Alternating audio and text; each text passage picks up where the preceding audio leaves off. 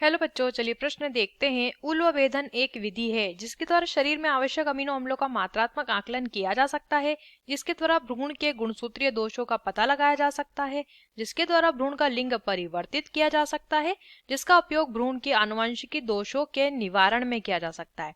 तो आइए जान लेते हैं हमारे प्रश्न की मुख्य अवधारणा। तो यहाँ हम लिखेंगे मुख्य अवधारणा। हमारे प्रश्न की मुख्य अवधारणा संबंधित है उल्व भेदन। उल्व भेदन या उल्व भेदन, इसे वेदन भी कहते हैं। उल्व वेदन, ठीक है।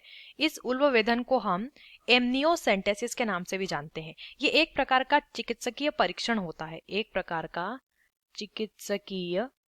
चिकित्सकीय परीक्षण ये होता है। एक ऐसा चिकित्सकीय परीक्षण जिसमें हम क्या कर सकते हैं, जिसमें हम भ्रूण का लिंग परीक्षण कर सकते हैं, जिसके द्वारा भ्रूण का लिंग परीक्षण किया जा सकता है।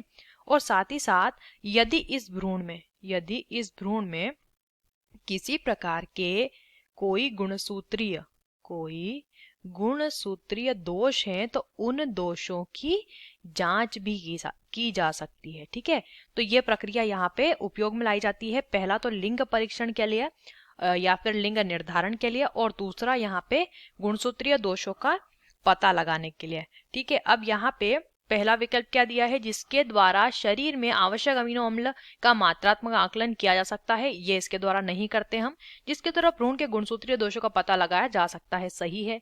जिसके द्वारा भ्रूण का लिंग परिवर्तित किया जा सकता है, परिवर्तित नहीं कर सकते हैं, केवल पता लगा सकते हैं कि जो गर्भ में भ्रूण है वो नर है या मादा। ठीक है, जिसका उपयोग भ्रूण के आनुवंशिकी दोषों के निवारण में किया जा सकता है। ये एक जांच है दोस्तों, तो यहाँ पे निवारण में हम इसका प्रयोग नहीं कर सकते हैं, केवल जांच कर सकते हैं। तो पहला जो हमारा जो प्रश्न का उत्तर होगा वो है विकल्प बी। आशा करते हैं आपको इस प्रश्न का उत्तर समझ आया होगा। धन्यवाद।